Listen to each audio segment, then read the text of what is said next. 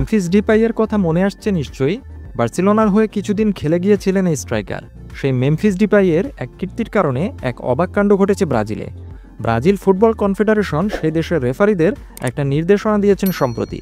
সেটা হচ্ছে, কোনো খেলোয়াড় যদি ইচ্ছাকৃতভাবে বলের উপর দাঁড়ায় তাহলে তাকে হলুদ কার্ড দেখাতে হবে। পলিস্তা চ্যাম্পিয়নশিপের ফাইনালে মেমফিস ডিপাইয়ের কীর্তির কারণে ব্রাজিল ফুটবল কনফেডারেশন বাধ্য হয়ে এই শাস্তিমূলক ব্যবস্থা নিয়েছে। ঘটনা শুরু হয় গত ২৭শে মার্চ মেমফিস ডিপাইয়ের দল করিন্থিয়াস এবং পালমেরাসের মধ্যকার পলিস্তা চ্যাম্পিয়নশিপ ফাইনাল ম্যাচ চলার সময় মেমফিস ডিপাই প্রতিপক্ষের ডিফেন্ডারের সামনে বলের উপর উঠে দাঁড়িয়ে যান। এই ঘটনায় ম্যাচে একটা হুলস্থুল বেঁধে যায় এবং খেলা কয়েক মিনিট বন্ধ থাকে। সিবিএফ বলেছে, কনমেবলের নির্দেশনা মোতাবেক কেউ যদি বলের উপর উঠে দাঁড়ায় তাহলে ইনডিরেক্ট ফ্রি কিক দিতে হবে এবং সেই খেলোয়াড়কে হলুদ কার্ড দেখাতে হবে।